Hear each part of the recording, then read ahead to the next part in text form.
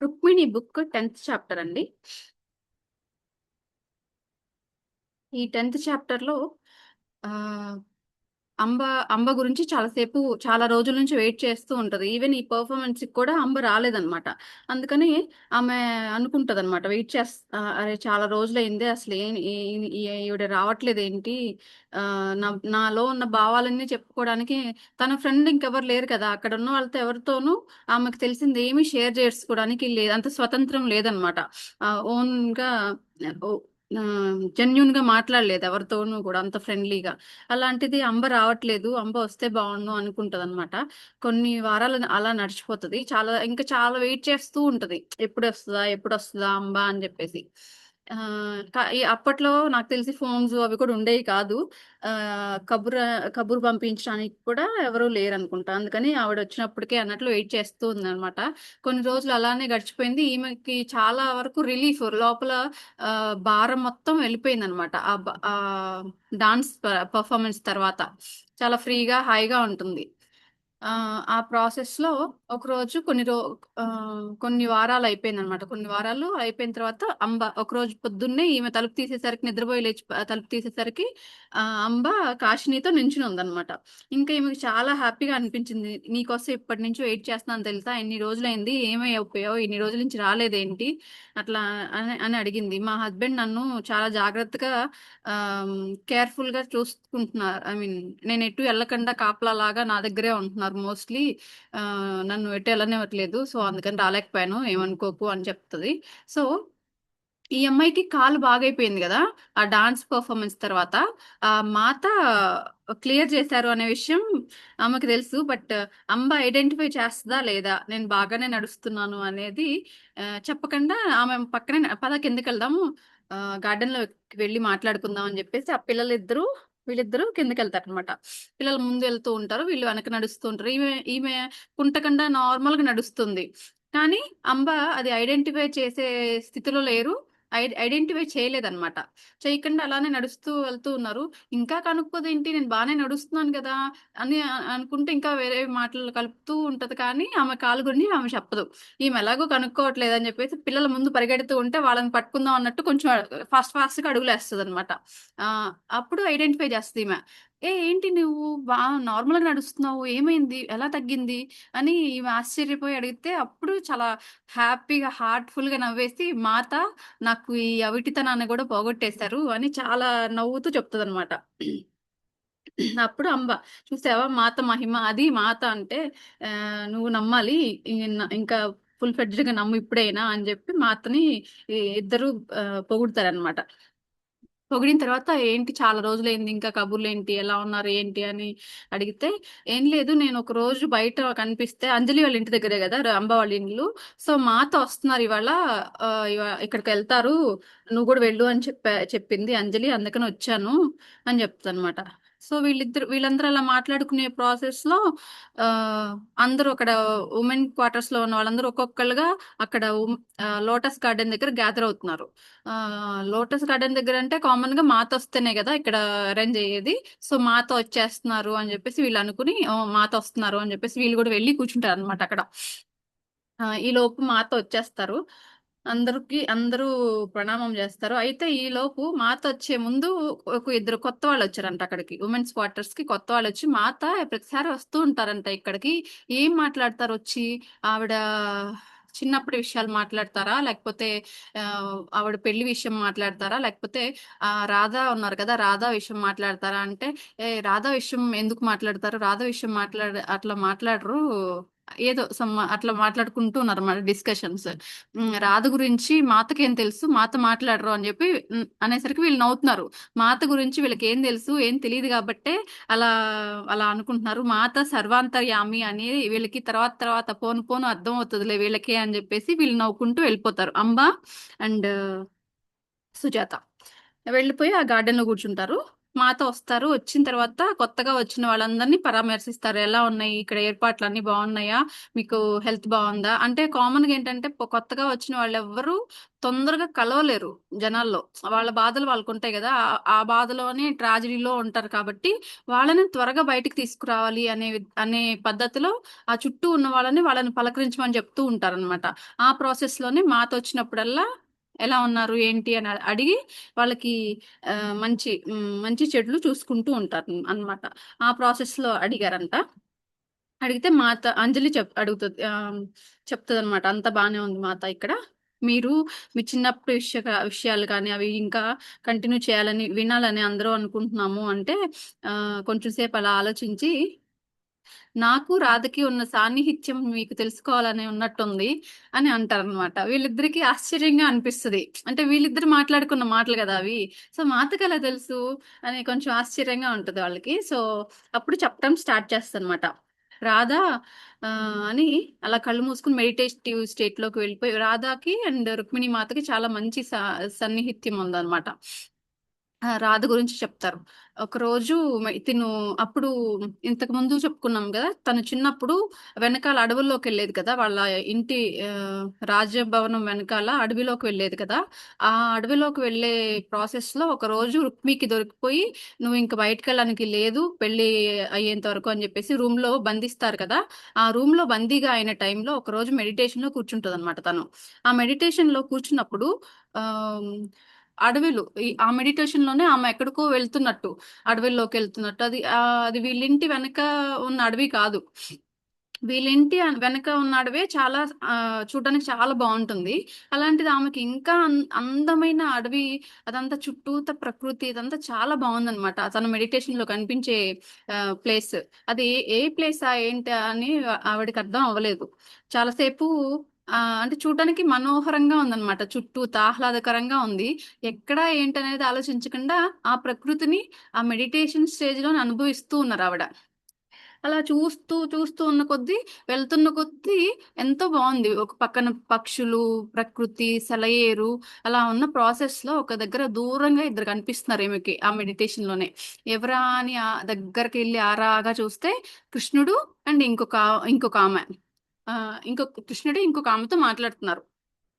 ఇంకా దగ్గరికెళ్లి చూస్తే ఆవిడ రాధ. రాధ, రాధ అని అనేసరికి కృష్ణుడు ఈవిడని చూడగానే నవ్వేసి తల ఊపారు. "రా, రా రుక్మిణి" అన్నట్లు వెల్కమ్ చేస్తున్నట్టు తల ఊపారట. రాధ రుక్మిణి మాతను చూడగానే వెంటనే వచ్చి 2 కాళ్ళు ఇలా 2 చేతులతో పట్టుకున్నారనమాట. 2 చేతులతో పట్టుకునేసరికి అప్పుడు ఆవిడడుగుతది. లేదు లేదు నువ్వు నాకంటే పెద్దదానివి. నా కాళ్ళు పట్టుకోవటం ఏంటి రాధా లే అని జెప్పేసి రుక్మిణి మాత లేపుతారంట. లేపితే అప్పుడు రాధ చెప్తుంది. లేదు రుక్మిణి అలా అలా అనుకోవద్దు. నేను ఇలా ఉండటం నీ వల్లనే అని జెప్పేసి చాలా ఇష్టంగా అనమాట అలా నమస్కారం జేస్తారు. ఆ కాళ్ళు పట్టుకున్నప్పుడు ఆమె చేతి స్పర్శ తన కాళ్ళకి తగిలినప్పుడు ఆమె చిన్నప్పటి విషయాలు రాధ, కృష్ణుడు మిగతా కొంతమంది బాలురు. అక్కడ చిన్న పిల్లలు. వీళ్ళందరూ చిన్న పిల్లలప్పుడు అక్కడ ఆడుకున్న దృశ్యాలు అవన్నీ అంటే కృష్ణుడికి, రాధకి ఉన్న రిలేషన్ ఏంటి అనేది అలా ఒకసారి ఆమెకి గ్లింప్స్ లాగా కనిపించింది. ఆమె చిన్నప్పటి నుంచి కృష్ణుడితో ఉన్న అనుబంధము, ఆమెకున్న ఆరాధనా భావము ఏంటి అనేది తెలిసిందనమాట.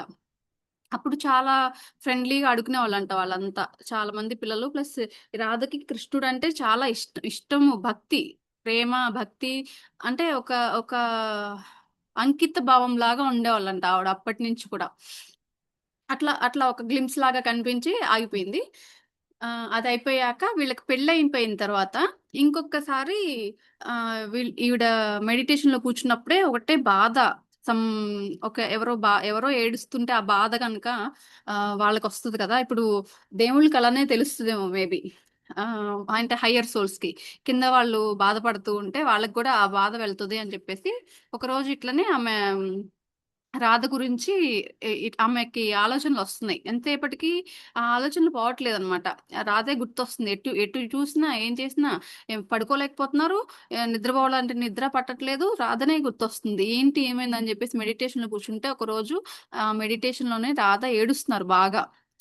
ఏడుస్తూ ఉంటే ఈమె వెళ్ళారు. రుక్మిణి మాత రాధ దగ్గరికి వెళ్ళారన్నమాట. వాళ్ళ ఇంట్లో వాళ్ళ పేరెంట్స్ వాళ్ళు పడుకుని ఉంటే ఈమె నైట్ టైం అది. ఈమె ఒక్కతే కూర్చుని బాధపడుతూ ఉన్నారనమాట. ఏడుస్తూ ఉంటే ఈమె దగ్గరికెళ్ళి, "ఏంటి రాధా ఎందుకు ఏడుస్తున్నారు?" అని అడిగితే, ఆమె చేతులు పట్టుకుని, "నేను ఇట్లా ఉండలేకపోతున్నాను. నా హృదయం భారంగా ఉంది. ఈ బాధ నేను తట్టుకోలేకపోతున్నాను. కృష్ణుడు నాకు కనిపించట్లేదు" అని చెప్పేసి అంటదనమాట. అంటే కృష్ణుడిని అడుగుతది. కొంచెం సేపు ఆమెని సమర్థించి వచ్చేసి కృష్ణుడి దగ్గరికొచ్చి, "ఏంటి రాధ ఇలా బాధపడుతుంది కదా! అంత బాధపడటం అవసరమా?" అంటే, "అవసరమే. ఆమె కోరుకున్నారు పూర్వజన్మలో ఇది. ఆ ఎడబాటు, ఆ బాధ, తనే ఎలా ఉంటదనేది చూడటానికి కోరుకున్నారు. నేను తన హృదయంలోనే ఉన్నాను అనేది తను ఐడెంటిఫై చేయలేకపోతున్నారు" అని చెప్పి ఆయన చెప్తారు. ఇది ఏంటంటే మనం తీసుకోవచ్చు. భక్తులు దేవుడిని వెతుక్కుంటూ ఎక్కడెక్కడికో వెళ్తారు. లోపల వాళ్ళ హృదయంలోనే ఉంటారు అనేది ఐడెంటిఫై చేయకుండా వెతుక్కుంటూ వెళ్తారు కదా! ఆ సన్నివేశాన్ని ఇక్కడ రాధాకృష్ణుల రూపంలో చూపించారనమాట. రాధకి ఉన్నది ఆయన మీద అమితమైన ప్రేమ, భక్తి, ఆరాధన భావం అన్నమాట.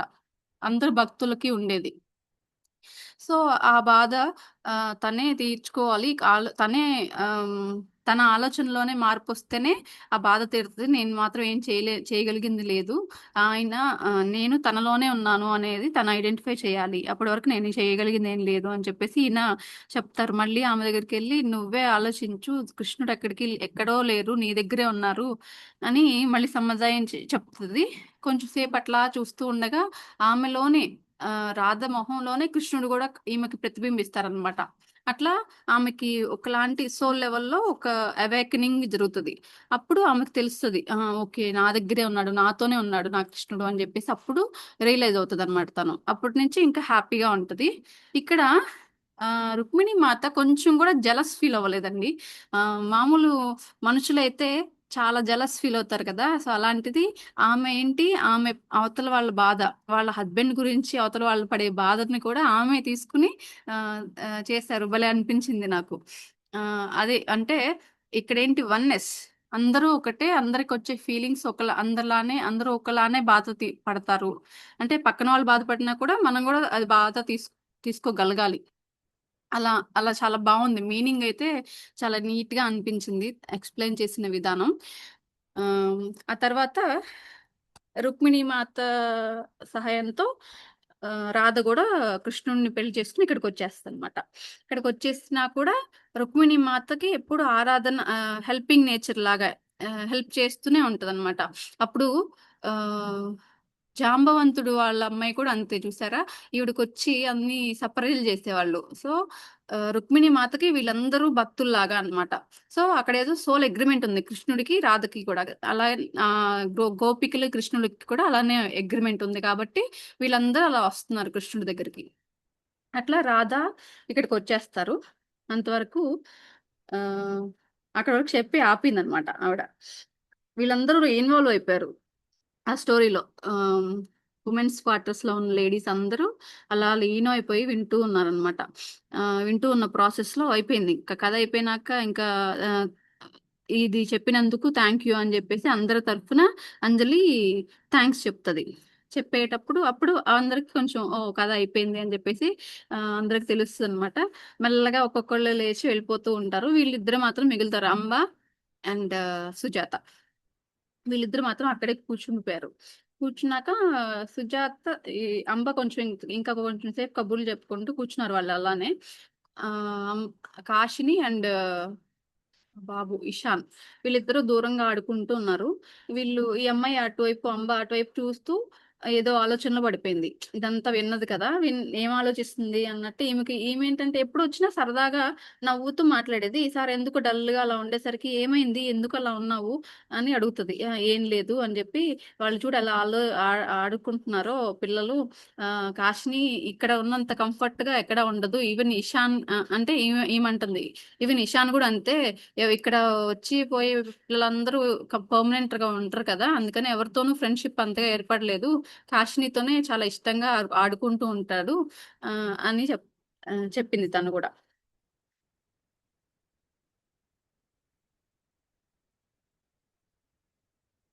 Next chapter 'marriage of Subhadra.' Subhadra అంటే మనకి తెలిసిన ఆవిడే గదా! కృష్ణుడి చెల్లెలు. అయితే నెక్స్ట్ డే ఇంకా నేను బయలుదేరతాను, వెళ్తాను అని చెప్పేసి ఈమె వెల్ స్టార్ట్ అవుతదనమాట.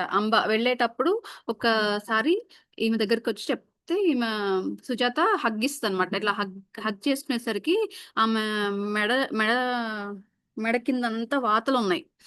వాతలుండేసరికి ఇలా హగ్ చేసుకునేసరికి కనిపించినియి అవి. "ఏంటి ఇదంతా? ఏమైంది నీకు? మళ్ళీ మీ హస్బెండ్ కొట్టారా? ఏమైంది?" అంటే వెంటనే కప్పుకున్న షాల్‌ని ఇలా పూర్తి వెనక్కెళ్ళిపోయింది షాలు. దాన్ని ఇలా కవర్ చేసేసుకొని, "ఏం లేదు, ఏం లేదు. బానే ఉన్నాను నేను" అని చెప్పేసి ఆ పాపని తీసుకొని వెళ్ళిపోతదింక అంబ. ఈ అమ్మాయికి ఆమె వెళ్ళిన దగ్గర నుంచి ఆలోచనలనమాట. అంటే ఈమె బాధలో ఉన్నప్పుడంతా హెల్ప్ చేసి అంత చూసుకున్న మనిషికి బాధగా ఉంది గదా! ఆమె నాకేం చెప్పకుండా వెళ్ళిపోయింది. అలా అని నేను వెళ్లి ఇప్పుడు పరామర్శించడానికి కూడా ఏం లేకుండా అయిపోయింది. ఇది ఎవరితోనూ చెప్పుకోలేను నేను. పాపం ఏమైందో ఏంటో వాళ్ళ హస్బెండ్ మళ్ళీ కొడుతున్నారో ఏమో మరి అని అంబ గురించి ఆలోచిస్తూ ఉండిపోయింది తిను. చాలా డల్‌గా ఆలోచిస్తే ఎవరు అంజలి వస్తది. అంజలి వస్తే క్వార్టర్స్‌కి ఒకసారి అంజలిని చూసి అడుగుతదనమాట. అంబకేమైంది? అంబ ఎందుకలా డల్‌గా ఉంది? తనకి వెనకంతా ఎందుకలా వాతలు పడ్డాయి? మళ్ళీ వాళ్ళ హస్బెండ్ కొట్టారా? అని అడుగుతది. అంటే అలా ఏం లేదు. నువ్వు ఆ విషయం నీకు అంబే చెప్పాలి. నేను ఇంటర్ఫియర్ అవ్వను ఆ విషయంలో అని చెప్తది తను. చెప్పి మాత అన్నీ చూసుకుంటూనే ఉంటారులే. నువ్వు బాధపడకు. ఆమె గురించి ఎక్కువ ఆలోచించకు. మాత మాత సంరక్షణలోనే ఉంది అంబ కూడా. తనకేం కావాలి అనేది తనే చూసుకుంటారు మాత. అని చెప్తది తను. వెళ్ళేటప్పుడు అడుగుతదనమాట. అంబ వెళ్ళిపోయేటప్పుడు ఏం లేదని చెప్పినప్పుడు వెళ్ళిపోయే ముందు చెప్తదనమాట. "నువ్వంటే నీకున్న అంతటిని మహేంద్ర మీద నీకున్న కోపాన్నంతటిని డాన్స్ చేసేసి ఆ పెర్ఫార్మన్స్‌లో వదిలించేసుకున్నావు. కానీ నేనలా నీలాగా డాన్స్ చేయలేను కదా!" అని ఆలోచించి మాత చెప్పిన ఈ రాధ రాధ ఎలా కృష్ణుడికి సరెండర్ అయిపోయిందో, నేను కూడా కృష్ణుడికి సరెండర్ అయిపోతే నాలో ఉన్న కోపం తగ్గిపోతదేమో అని చెప్పేసి, అవన్నీ నీకెందుకులే ఇప్పుడు నా బాధలు నావి ఉంటాయి. నీ నీ నీ ప్రాబ్లమ్స్ నీకున్నాయి కదా! అని చెప్పేసి వెళ్ళిపోతదప్పుడు.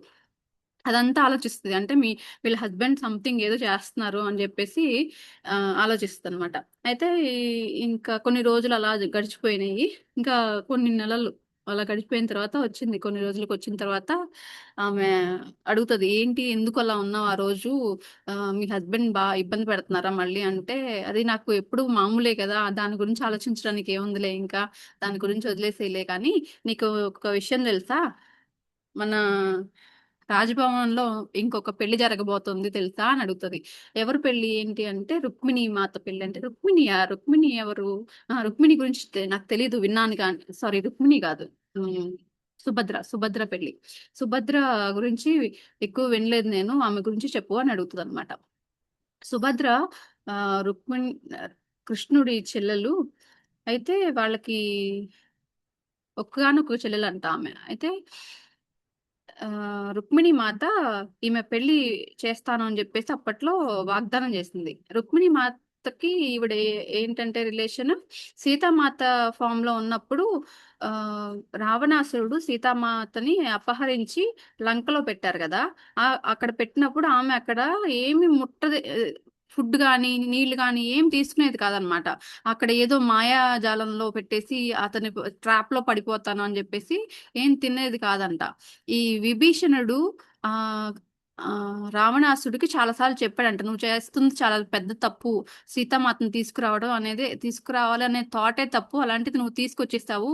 ఇది చాలా అన్యాయం. పంపించేసేయి ఈ తప్పు" అంటే అతను ఒప్పుకోలేదు. అందుకని ఇతను అతనికి యాంటీగా బయటకొచ్చేసి రాముడికి హెల్ప్ చేసాడు అప్పట్లో విభీషణుడు. ఆ విభీషణుడి కూతురు పేరు జటాయువు. జటాయువుని అక్కడ ఉంచి, "నువ్విక్కడుండు. ఈ రాక్షసుల మధ్య మాతని చూసుకో జాగ్రత్తగా. అన్నపానీయాలు నువ్వే సమకూర్చు ఎప్పటికప్పుడు. వాడి వా వాడి మాయాజాలంలో పడిపోకుండా ఎప్పటికప్పుడు హెచ్చరిస్తూ ఉండు" అని చెప్పి ఆమెని కాపలా పెట్టి ఎళ్తారు. అతను విభీషణుడు. జటాయువు కాదు. సారీ. త్రిజట ఆమె పేరు. త్రిజట. యెస్. లక్ష్మి గారు. Thank you. త్రిజట. త్రిజటని ఆహ్, అక్కడ పెట్టెళ్తారనమాట కాపలా అలాగా. ఆమె ఏంటంటే ఫుడ్డు అవన్నీ సమకూర్చి టైంకి ఆహ్, జాగ్రత్తగా కాపలా కాస్తూ ఉంటది. ఆమెకు తెలీనిదేంటంటే ఆమె లోకమాత. ఆమెకసలు కాపలానే అవసరం లేదనే సంగతి వీళ్ళకి తెలీదు. అందుకని అయినా వాళ్ళు ఇష్టంతో, భక్తితో జేశారు గదా! అందుకని ఊరుకున్నారప్పుడు మాత. చాలా హెల్ప్‌ఫుల్‌గా కంటికి రెప్పలాగా చూసుకునేదనమాట. ఆమె ఎప్పుడు మెడిటేటివ్ స్టేజ్‌లోనే ఉండేవాళ్ళు సీతామాత. ఆ టైంలో ఈమె కాపలా కాస్తూ ఎవరెప్పుడు ఎటునుంచొస్తారా అని జెప్పి చూసుకుంటూ ఉండేవాళ్ళంట. భోజనం గూడా నాకొద్దు నేను తినను అన్నప్పుడు కూడా ఆ భోజనంలో ఉన్న శక్తి ఆమెకి వెళ్ళాలి అని మనస్ఫూర్తిగా ఈవిడ కోరుకునేవాళ్ళంట. ఆ రకంగా ఆవిడని అంత బాగా చూసుకున్నారు కాబట్టి, యుద్ధం జరిగే టైంలో ఈమె హస్బెండ్ కూడా చనిపోయారంట ఆ యుద్ధంలో. అప్పుడు యాక్చువల్‌గా ఈమెకసలు ఇష్టం లేని పెళ్ళే చేశారంట. రావణాసురుడు పెళ్లి చేసేటప్పుడే నాకు తనకి నచ్చని సంబంధం తీసుకొచ్చి పెళ్లి చేశాడు. చేశాడు కదా! ఇంక ఎందుకు అని చెప్పేసి సర్దుకుపోయే టైంలో అతను యుద్ధంలో గూడా చనిపోయారట. చనిపోయి నా తర్వాత రాముడిని అడుగుతదనమాట ఆ యుద్ధం అయిపోయిన తర్వాత. నేను గూడా మీతో పాటొస్తాను. నన్ను గూడా అయోధ్యకి తీసుకెళ్ళండి అంటే, లేదు నువ్వు చేయాల్సిన పనులు ఇక్కడే చాలా ఉన్నాయి గదా! ఇవి అన్నీ చేసేసేయి. నేను నెక్స్ట్ జన్మలో నిన్ను నా చెల్లెలుగా స్వీకరిస్తాను. సో, నువ్వు నీకు నచ్చిన వరుడిని సెలెక్ట్ చేసుకొని పెళ్లి చేసుకునేలాగా నీకొక వరం ఇస్తున్నా అని జెప్పి సీతామాత అప్పుడు ఉన్న టైంలో వరం ఇస్తారంట. అందుకనే ఈ జన్మలో ఆమెకి నచ్చిన అతనితో పెళ్లి చేసుకోవచ్చు అనేది ఆమెకి ఆహ్, ఒక వరం. ఆ వరంని బేస్ చేసుకొని ఆమెకి పెళ్లి చేయాలనేది ఇప్పుడున్న రూల్. కాకపోతే ఆహ్, ఇతను పాండవులలో పాండవులు, కౌరవులు ఉన్నారు కదా! అయితే వీళ్ళెట్లా అంటే పెళ్ళిళ్ళు చేసుకునేది రాజ్యాల కోసం పెళ్లి చేసుకునేవాళ్ళంట ఆ యువరాణిని. అట్లనే వీళ్ళు పాండవులు ఆవిడ పేరేంటి? అర్జునుడు. పాండవులు పెళ్లి చేసుకున్న ఆవిడెవరు మేడం? గుర్తు రావట్లేదు. ద్రౌపది. ద్రౌపదిని పెళ్లి చేసుకో థ్యాంక్ యూ. హ్మ్. ద్రౌపదిని పెళ్లి చేసుకోవాలి అంటే ద్రుపద రాజ్యం మొత్తం తీసుకోవడానికి ద్రౌపదిని పెళ్లి చేసుకోవాలి అని జెప్పేసి ఇతను కౌరవులలో దుర్యోధనుడు అనుకున్నాడంట. అనుకున్న టైంలో వీళ్ళు పాండవులు ఆమెను చేసుకొని వచ్చేస్తారు. ఆ రాజ్యం ఎలాగూ పోయింది అని జెప్పేసి ఇతను ఆహ్, ఎట్లాగూ అది పోయింది కాబట్టి ఈ అట్‌లీస్ట్ ఈ సుభద్రను చేసుకోవాలని సుభద్రని ఉంది. పెళ్లి చేసుకుంటే ఆ రాజ్యమన్నా వస్తది కదా! అని చెప్పేసి ఒక ప్లాన్ ఏస్తాడట. అయితే కృష్ణుడితో ఇవన్నీ చేస్తే ఏమి వర్కౌట్ అవ్వదు. అందుకని కృష్ణుడు వాళ్ళ అన్నయ్య బలరాముడిని వెనకాల పడి అతనికి బాగా తెలిసిన విద్య గద విద్య నేర్చుకుంటాడంట. అతను నేర్చుకుని అతన్ని ఫ్రెండ్‌షిప్ చేసుకొని నాకు ఇట్లా మీ రాజ్యం ఇట్లా వస్తే బావుంటుంది. ఆహ్, మీ పె మీ చెల్లిని పెళ్లి చేసుకుంటాను నేను అని జెప్పేసి ఒక ప్రపోజల్ పెడితే అతనేంటంటే ఇవన్నీ ఆలోచించలేదు. అతనికి వాళ్ళ చెల్లికి ఎవరిష్టం అనేది ఐడెంటిఫై చేసి అది తెలీదు. అడగకుండా అతను ఆహ్, ప్రామిస్ చేసేస్తాడనమాట. ఆ చేసేసరికి ఈమెకి కోపమొస్తది. ఎవరినడిగి ప్రామిస్ చేశారు? నాకు అర్జునుడంటే ఇష్టం గదా! ఆ టైంలో కృష్ణుడు లేడంట. లేకపోయేసరికి అలా జరిగిపోయింది.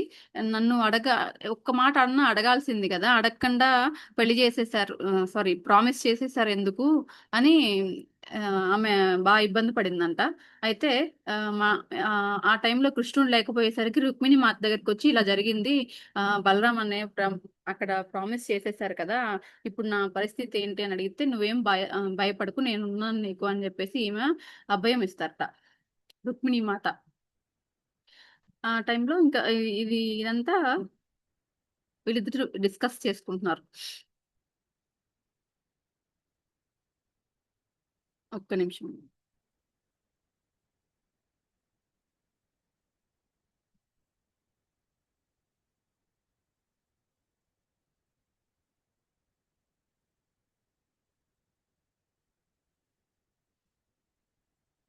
ఆమె అర్జునుడిని ప్రేమిస్తుంది అని చెప్పేసి ఆల్మోస్ట్ రాజ్యంలో చాలా మందికి తెలుసంట. అట్ ది సేమ్ టైం కృష్ణుడికి అందరికి తెలుసు, కానీ ఆ బలరాముడు ఒక్కడికే మాత్రమే తెలియదు. అలా తెలియకపోవటం వల్ల అతను ప్రామిస్ చేసేసారు. అయితే ఇప్పుడు నేను ఇచ్చిన మాట నెరవేరాలి అని చెప్పేసి ఆయన కూర్చున్నారు. ఇప్పుడు ఏది చేసినా భయం. అటు రుక్మిణి మాతకే చాలా పెద్ద ప్రాబ్లం వచ్చి పడినట్టే. ఇప్పుడు ఏది చేసినా బావగారి మాట కాదని చేసేవారు అని చెప్పేసి వీళ్ళు అంటారు కదా. అతనికి ఏదైనా అయితే అవతల వాళ్ళు నువ్వు ఇచ్చిన మాట చెడిపోయింది కదా అని చెప్పేసి వాళ్ళు అంటారని చెప్పేసి అంతా కొంచెం క్వశ్చన్ మార్క్ లాగా ఉండిపోయింది. యాక్చువల్ గా వీళ్ళు ఆ, అర్జునుడు సుభద్ర పెళ్లి లింక్ నెక్స్ట్ యుద్ధంలో కూడా లింక్ ఉందన్నమాట. సో అట్లా ఇది కంపల్సరీ జరగాల్సిన పెళ్లి అని చెప్పేసి వీళ్ళు ఎప్పుడో నిర్ణయించారు. అలాంటిది ఆ బలరాముడికి తెలియక ఇలా చేసేసాడు. అయితే ఏం చేద్దాము ఏంటనేది వీళ్ళు ఆలోచించుకుంటూ ఉంటారన్నమాట. ఈ లోపు అంబ వచ్చింది. అంబ వచ్చిన తర్వాత వీళ్ళిద్దరు మాట్లాడుకుంటున్నారు ఇదంతా. వీళ్ళంతా వీళ్ళిదంతా మాట్లాడుకుంటూ ఉన్నారు, అంబ అండ్ సుజాత. ఈ ప్రాసెస్ లో ఇలా ఉంది ఏంటి, మరి ఎవరితో పెళ్లి జరుగుతుందో ఏంటో, మరి వీళ్ళు టెన్షన్ పడుతున్నారు అనమాట. అంటే రాజ్యంలో వాళ్ళందరూ కోరుకునేది కూడా అర్జునుడితో ఈమె పెళ్లి జరగాలి అనే కోరుకుంటున్నారు అనమాట. ఇప్పుడు ఓకేనా మేడం? వాయిస్ వినిపిస్తుందా? కొంచెం అంటే మరి స్లో వినపడుతుంది మేడం, వినపడుతుంది. ఇప్పుడు వినపడుతుంది. ఓకే. అప్పుడు కొద్దిగా స్లో ఉండే వస్తుంది. ఓకే. Thank you madam. ఇప్పుడు వీళ్ళిద్దరు మాట్లాడుకుంటూ ఉన్నారనమాట. ఈ లోపు అంజలి అక్కడ ఆ టెంపుల్ దగ్గర కూర్చుని మెడిటేషన్ చేస్తూ ఉంది. వీళ్ళిద్దరు వెళ్ళి ఏంటి ఏం జరుగుతుంది రాజ్యంలో, ఇప్పుడు రేపు ఏం జరగబోతుంది నీకు తెలుసు కదా కొంత చెప్పు అని అడుగుతుంది అనమాట. అంటే ఇంక అక్కడ ఎవరు లేరు కాబట్టి వీళ్ళు కొంచెం ఓపెన్ గా మాట్లాడుకోగలరు. అక్కడ మిగతా ఉమెన్స్ క్వార్టర్స్ లో ఉన్న వాళ్ళందరూ వేరే బయట నుంచి వచ్చిన వాళ్ళు కదా, కాన్ఫిడెన్షియల్ విషయాలు ఏమి వాళ్ళతో మాట్లాడలేరు వీళ్ళు.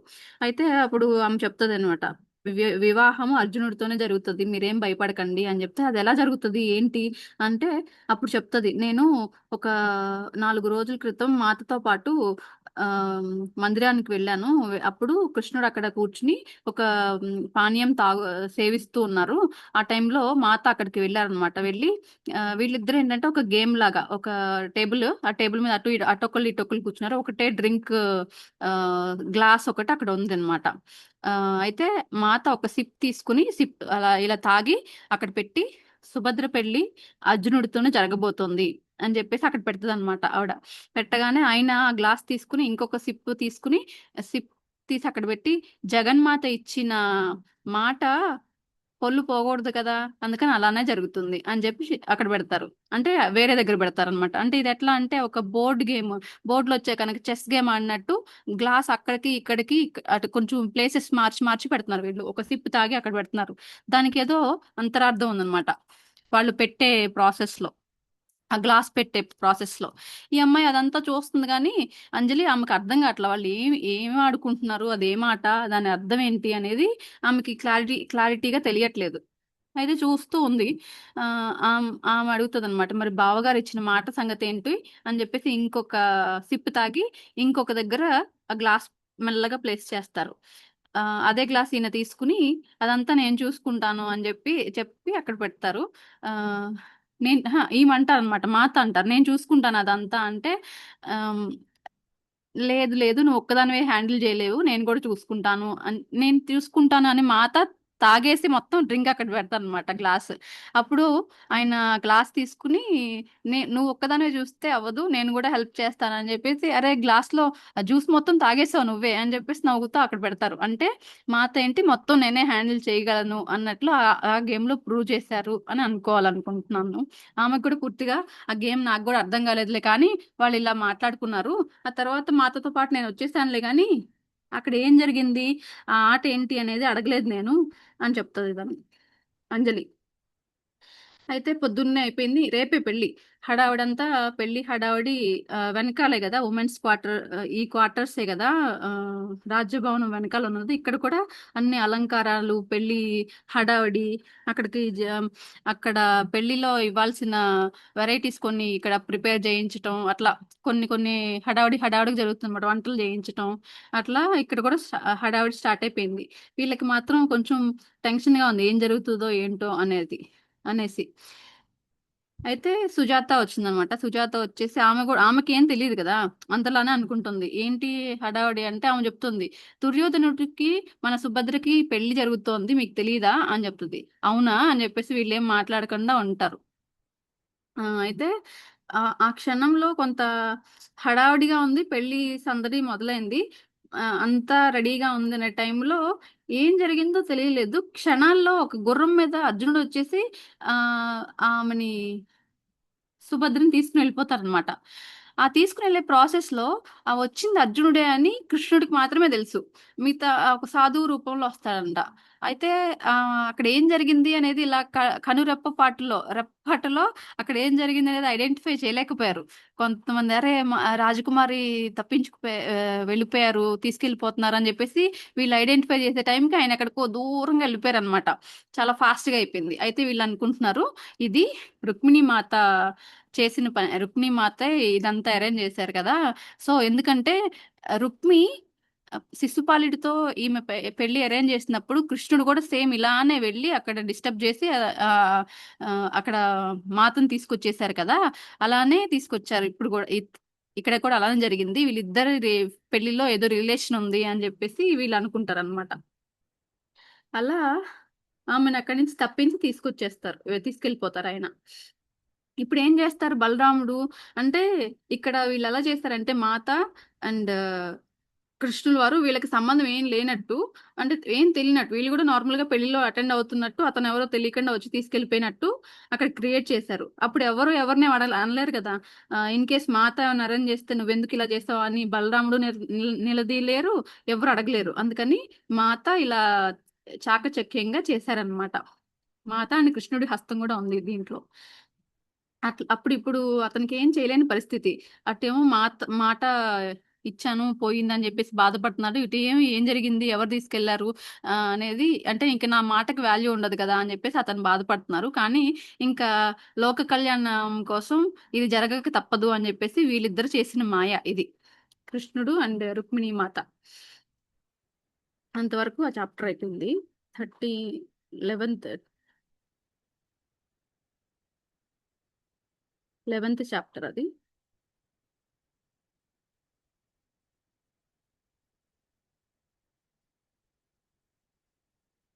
ఆ కథలో అర్థం నిజమైన ప్రేమ ఎప్పుడైనా గెలుస్తుంది అని చెప్పేసి ఒక మోరల్. నెక్స్ట్ ఈ అంజలి స్టోరీ ఏంటి అని అడుగుతూ ఉందన్నమాట.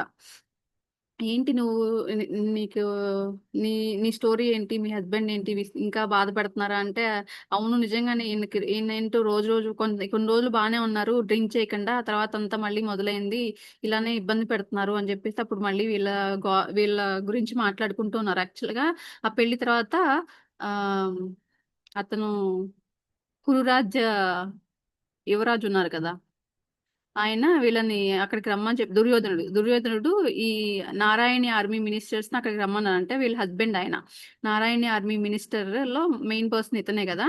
అందుకని కురు రాజ్యానికి రమ్మన్నారంట 1 వీక్. సో నేను ఒక వారం రోజులు ఇక్కడే ఉండబోతున్నానంటే, మీ ఆయన ఎక్కడికి వెళ్తే నాకేంలే, నువ్వైతే ఇక్కడ ఉంటున్నావు కదా, మన చాలా రోజులు అయింది మనం కలిసి, వచ్చేసే అని చెప్పి మాట్లాడుకుంటూ ఉంది.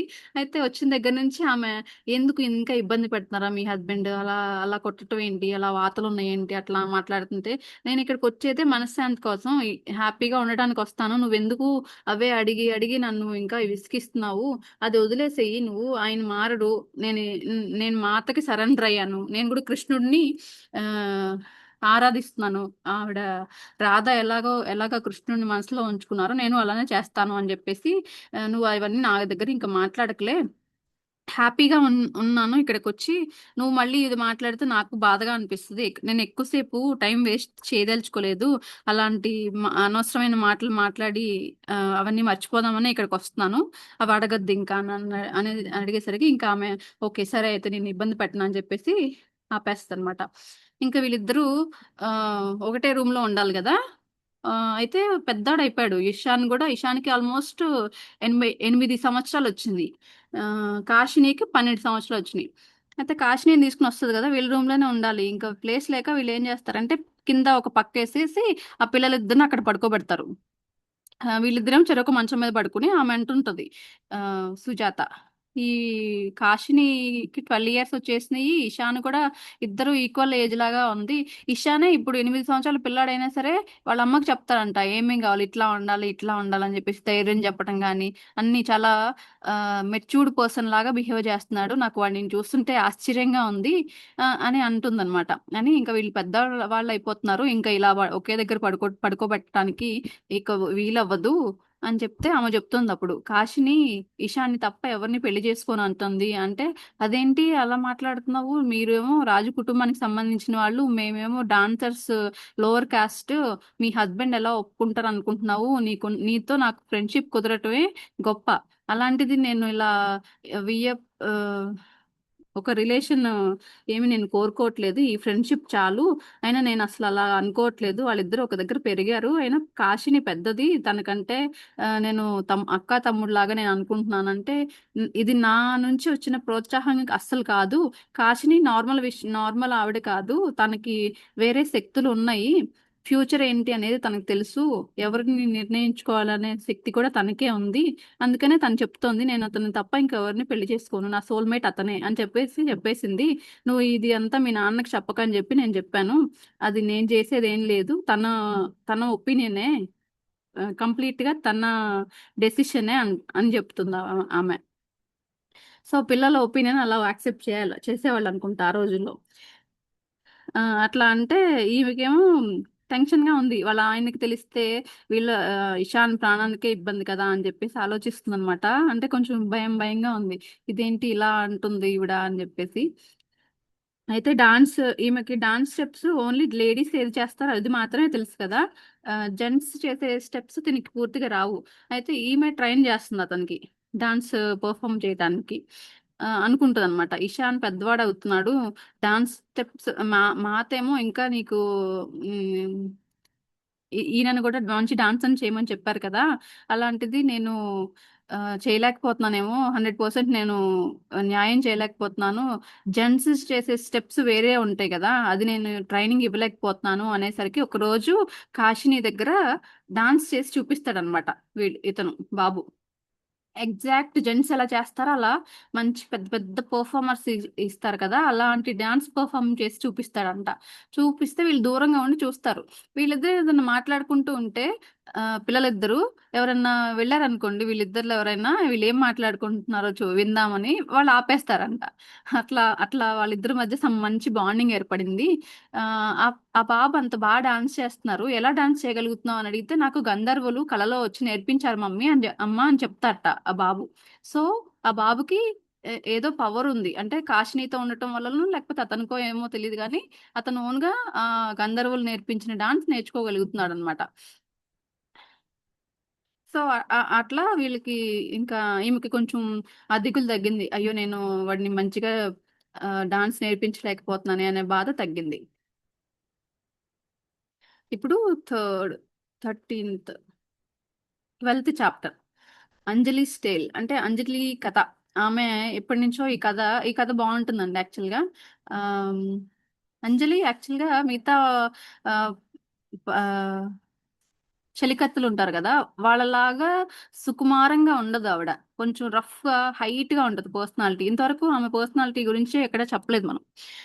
ఈమె ఒక్కతే కొంచెం డిఫరెంట్ గా ఉంటది వాళ్ళ ఉన్న వాళ్ళందరిలో, కొంచెం పెద్ద పర్సనాలిటీ బాగా, ఒక జంట్ కనుక ఎంత బలంగా ఉంటారు అంత బాగా గట్టిగా ఉంటది బాడీ కనుక, చాలా హైట్ మంచి పర్సనాలిటీ అలా ఉంటది అనమాట మనిషి.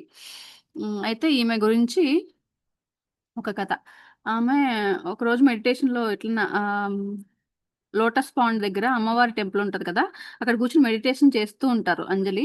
వీళ్ళిద్దరు వెళ్తారు, వెళ్ళి నీ గురించి అంబ అడుగుతుంది అనమాట, నీ గురించి నాకు సగమే చెప్పావు ఆ రోజు, ఎప్పటి నుంచో అడుగుదాం అనుకుంటున్నాను, తిని కూడా తెలుసుకోవాలనుకుంటుంది, ఒకసారి చెప్తావా, నీవు మాతను ఎలా కలిసావు, ఎలా ఇక్కడికి వచ్చావు మాత దగ్గరికి అని అడిగితే అంజలి అప్పుడే మెడిటేషన్ నుంచి బయటకు వచ్చి స్టార్ట్ చేస్తుంది అనమాట.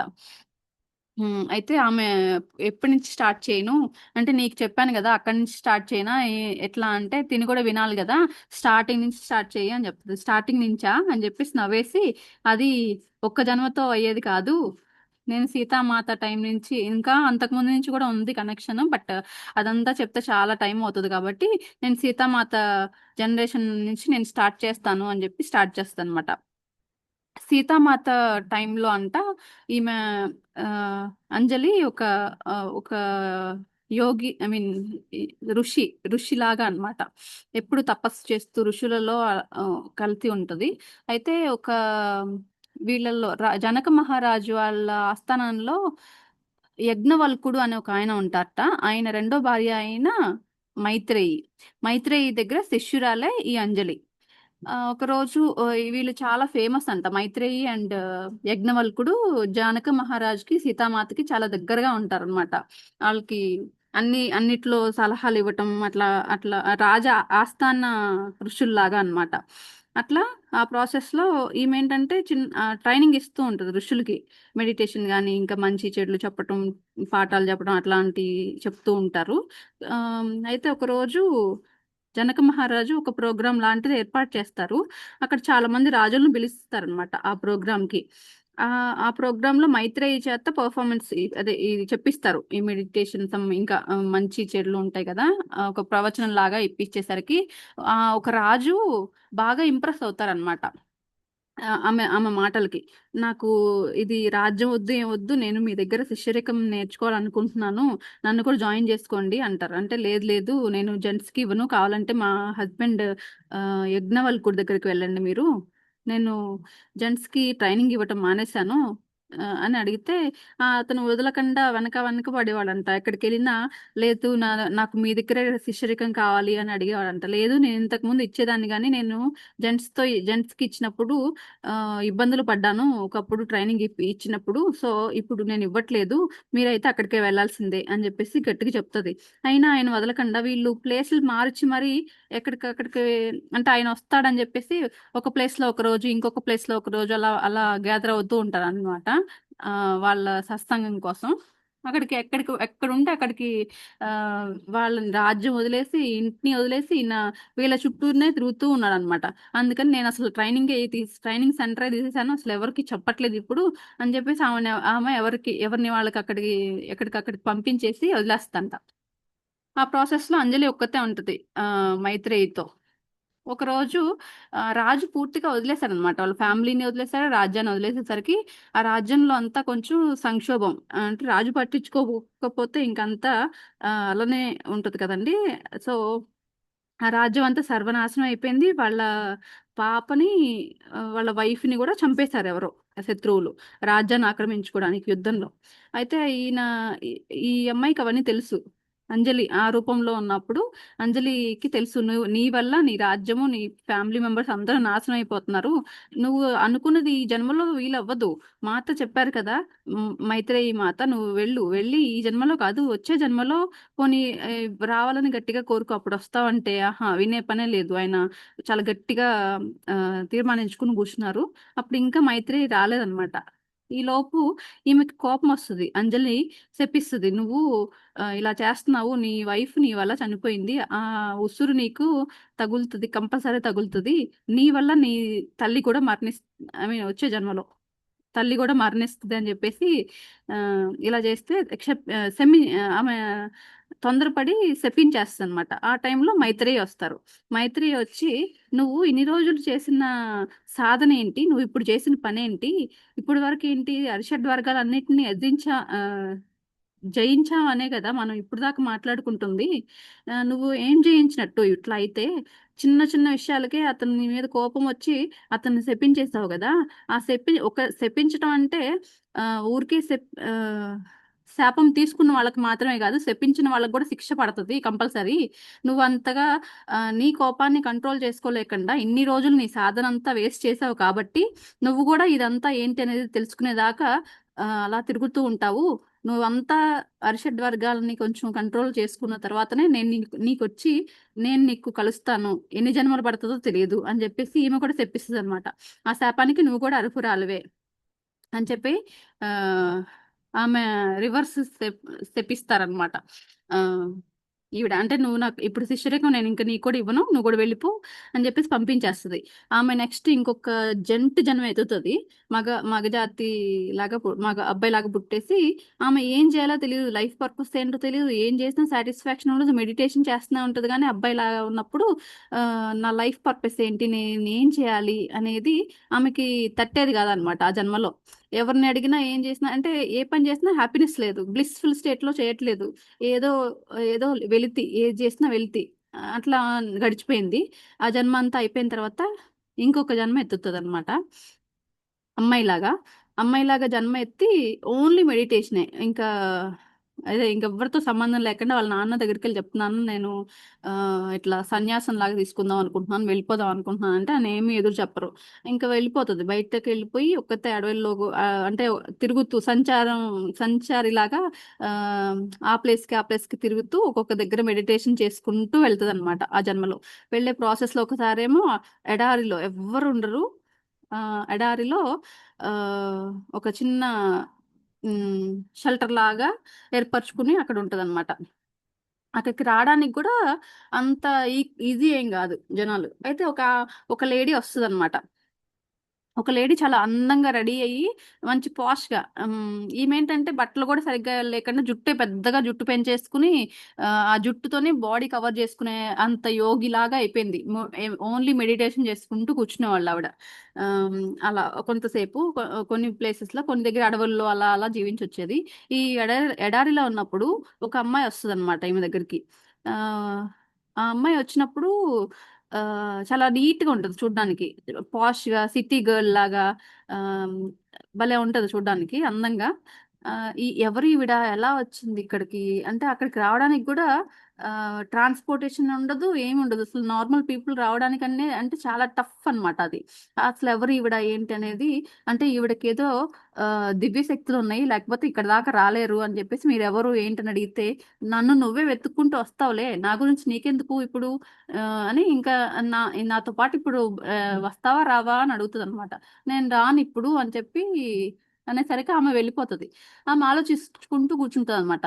ఇంద్రుడు ఆ ఎప్పుడు ఇలా మెడిటేషన్ చేసే వాళ్ళని డిస్టర్బ్ చేస్తూ ఉంటారు కదా, బహుశా ఈవిడ ఇంద్రుడి వైఫా అని చెప్పేసి ఆలోచిస్తూ ఉందన్నమాట.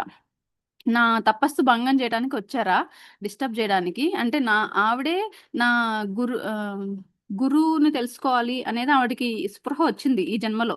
ఆ, గురుమాత తెలుసుకోవాలి కదా, ఈవిడే గురుమాతనా, ఆవిడే మాయా రూపంలో వచ్చి నన్ను పరీక్షిస్తున్నారా ఏంటి అని చెప్పేసి ఆవిడ మెడిటేషన్ ఆపేసి ఈవిడ గురించి ఆలోచిస్తూ ఉన్నారనమాట.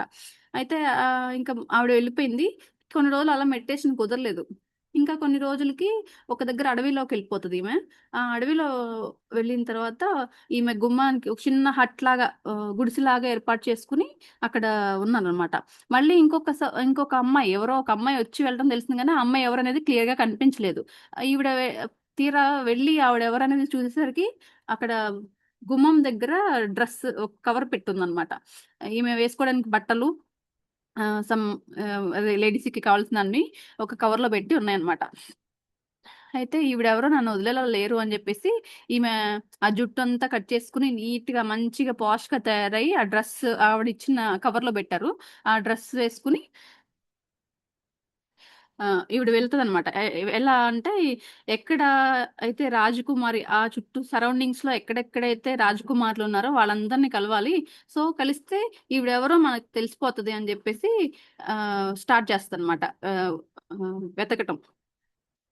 ఆ ప్రాసెస్ లో ఈమె మంచిగా రెడీ అవుతుంది, చాలా నీట్ గా రెడీ అయ్యి ఒక్కొక్క రాజ్యానికి వెళ్తుంది. ఆ రాజకుమారిని చూస్తే ఈమె కాదు అని చెప్పేసి చాలా రాజ్యాలు తిరిగి తిరిగి తిరిగి తిరిగి ఇంకా విసిగిపోయింది.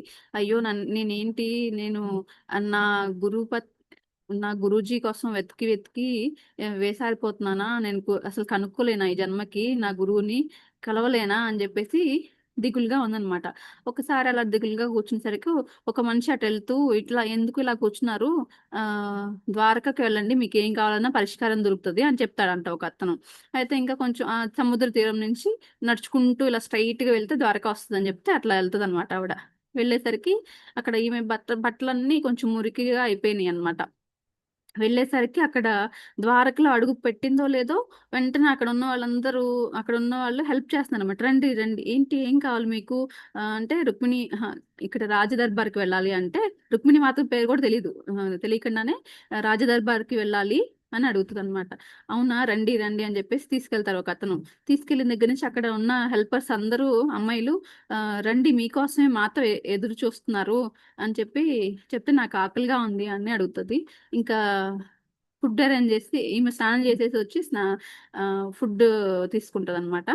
తీసుకునే తర్వాత ఇంకా బాగా తిరిగి తిరిగి ఉంది కదా పాపం, బాగా అలసిపోయిందని చెప్పేసి రెస్ట్ తీసుకుంది. రెస్ట్ తీసుకోమని చెప్పు ఆవిడని, నేను కలుస్తా అని చెప్పి మాత పంపించారట కబురు. అందుకని ఆవిడ తినేసి ప్రశాంతంగా పడుకున్నారు. పడుకుని లేచిన తర్వాత మాత వచ్చారనమాట ఈమె దగ్గరికి. వచ్చి ఆ, నిన్ను ఎప్పటి నుంచో వెతుకుతూ ఉన్నాను, నేను ఇప్పటికి తెలిసిందా నా ఉనికి ఇక్కడ నీకు అని చెప్తే, మీరెవరు ఏంటి అంటే, నేనే కదా అంటే సీతామాత కదా, సీతామాత టైంలో కదా. ఇప్పుడు ఆ శాపం వచ్చింది ఎప్పుడు, సీతామాత టైంలో. అప్పుడు సీతామాత నేను నిన్ను కాపాడుతాను, నీ గురువు ని కల్పించే బాధ్యత నాది, గురువు ఎక్కడున్నారు అనేది ఐడెంటిఫై చేసి ఆమెని కల్పించే బాధ్యత నాది అని చెప్పి ఆ సీతామాత ఫామ్ లో ఉన్నప్పుడు ఈమెకి ఒక ప్రామిస్ చేస్తారనమాట. నన్ను గుర్తుపట్టలేదా ఇంకా, నేను ఆ ఫామ్ లో ఉన్న సీతాదేవిని. ఇప్పుడు నీకు నీకు కావాల్సిన ఈ మీ గురువు గారిని కలిపే బాధ్యత కూడా నాదే, నువ్వు ఇక నుంచి నా దగ్గరే ఉండాలి అంటే, ఆమెకి నేను ఇక్కడ ఉండి ఏం చేస్తాను రాజభవనంలో, నాకైతే ఇక్కడ ఉండాలని లేదు అని చెప్పేసి అంటదనమాట. నాకు ఇక్కడ ఏం పని లేదు కదా, నేను ఇక్కడ కూర్చుంటే ఎట్లా, నేను నా గురువుని వెతుక్కుంటూ వెళ్తాను కదా మాత, ఎక్కడున్నా చెప్పండి పోని నేను వెళ్తానంటే, అలా కుదరదు, నేనే కల్పిస్తాను అని చెప్తారనమాట. నువ్వు ఇంకా ఇక్కడ చేయాల్సిన పనులు కొంత ఉన్నాయి అంటే, ఆవిడేం చెప్పారు, అడవిలో ఉండి ఒక్కళ్ళే మెడిటేషన్ చేస్తే అక్కడ అరిషడ్ వర్గాలు ఆ ఆ, జయించినట్టు కాదు, మనుషుల మధ్యలో ఉండి జయించి చూపించు, అప్పుడు నేను కనిపిస్తా అని చెప్పారు కదా. సో అందుకని ఈ రాజ్యంలో ఇప్పుడు మనుషులు చుట్టూతా ఉంటూ ఈమె ఓర్పుగా చేయగలగాలి, అప్పుడు గురువు గారు ఈవిడ దగ్గరికి వస్తారనమాట. అది అక్కడ ఫైనల్ డెస్టినీ. అందుకని మాత ఇక్కడ ఉంచుతారు, ఇక్కడే ఉండు నువ్వు అంటే, అప్పుడే మాతకి కొత్తగా పెళ్ళైంది అనమాట, ఇక్కడికి వచ్చారు రుక్మిణి మాత. ఆ ప్రాసెస్ లో నేను ఇక్కడ ఏం చేయాలి ఏంటి అని, ఆమెకి రాజ్భవన్లో పడుకుంటే అస్సలు నిద్ర పట్టేది కాదంట. ఈమె ఎప్పుడు అడవుల్లో బయట అట్లా నేచర్ లోనే ఎక్కువ స్పెండ్ చేసేవాళ్ళు కదా. అందుకని ఎంత మంచిగా లోపల అరేంజ్ చేసినా కూడా ఆమెకు అస్సలు నిద్ర పట్టేది కాదంట. బయటికి వెళ్ళిపోయి ఇప్పుడు లోటస్ పాండ్, ఇప్పుడు వాళ్ళు ఎక్కడ కూర్చొని మాట్లాడుకుంటున్నారో ఆ ప్లేస్ లో అనమాట. ఆ లోటస్ పాండ్ అమ్మవారి గుడి ఉంది కదా, ఆ గుడి దగ్గరే బయటకు వచ్చి ఆ బిల్డింగ్ వెనకాల పడుకునే వాళ్ళంట. అప్పుడేం ఉండేవి కాదు, ఉట్టిగా చెట్లు ఉండేవి, అక్కడే పడుకునేదాన్ని. అయినా భలే ఉండేది హ్యాపీగా. అంటే బయట నాకు అలా ప్రకృతితో దగ్గరగా ఉండటం వలన ఏమో మరి, నాకు అక్కడ చాలా ప్రశాంతంగా అనిపించేది. అందుకని నేను ఇక్కడే పడుకునేదాన్ని అని చెప్పి చూపిస్తుంది. ఈవెన్ ఎప్పుడు వెళ్ళినా ఉమెన్స్ క్వార్టర్స్ కి అక్కడే కూర్చుంటామే వెళ్ళి, మోస్ట్లీ మెడిటేషన్ లో ఇక్కడే పడుకునేదాన్ని అంటే, ఇక్కడ బయట అంటే, అవును బయటే నాకు అలవాటు అయిపోయింది అట్లా, నేను బయట అయితేనే చాలా ప్రశాంతంగా పడుకోగలను నేచర్ కి దగ్గరలో. నేను ఎంత నేచర్ చూస్తున్నా ఇక్కడ ఎంతో ప్రశాంతత నాకు అనిపించింది, మాత ఇక్కడే ఉండటం వల్ల నేమో ఒక తల్లి ఒడిలో పడుకున్నంత ప్రశాంతంగా అనిపించింది నాకు ఇక్కడ అని చెప్పి చాలా డీప్ గా ఇన్వాల్వ్ అయిపోయి ఆవిడకి రుక్మిణి మాతతో ఉన్న కనెక్షన్ బాగా చెప్తారనమాట. అంటే ఆమెకి సెంటిమెంట్ లాగా కళ్ళలో నీళ్ళు తిరిగిపోయినట్టు అంతగా డీప్ గా ఇన్వాల్వ్ అయ్యి చెప్పారు ఆవిడ. ఇక్కడే పడుకునేదాన్ని. తర్వాత ఉమెన్స్ క్వార్టర్స్ కట్టారు. కట్టిన తర్వాత ఆ అప్పుడు అర్థమైంది నా నా వర్క్ ఏంటి ఇక్కడ అనేది అర్థమైంది. సో అప్పటి నుంచి నేను ఉమెన్స్ క్వార్టర్స్ లో ఉన్న, అదే చుట్టూతో ఉన్న రాజ్యంలో ఉన్న లేడీస్ ఎవరెవరైతే బాధపడుతున్నారో వాళ్ళందరినీ తీసుకుని తెచ్చి ఈ క్వార్టర్స్ లో పెట్టడం, ప్లస్ మాత ఏది చెప్తే ఆ పని చేయటం, అది నేను నా పనిగా నేను తీసుకున్నాను. అప్పటి నుంచి నేను ఇక్కడే మాతకి సరెండర్ అయ్యి నా గురువు కోసం వెయిట్ చేస్తూ ఉన్నాను, ఆ రోజు ఎప్పుడు వస్తుందా అని వెయిట్ చేస్తున్నాను అని చెప్పేసి చెప్తారనమాట. అంతవరకు అంజలి కథ, రుక్మిణి మాతతో అంజలి రిలేషన్ చెప్తారు. ఇంతవరకు ఆపుదామండి. 10th 11th చాప్టర్ వరకు అయిపోయింది. Thank you. సారీ, నాకు కొంచెం కన్ఫ్యూజ్ అయ్యాను, వీళ్ళు పిల్లలు డిస్టర్బ్ చేస్తున్నారు. త్రిజట అండ్ అవి కన్ఫ్యూజ్ అయ్యాను, సారీ. జటాయు అని చెప్పాను, త్రిజట బదులు.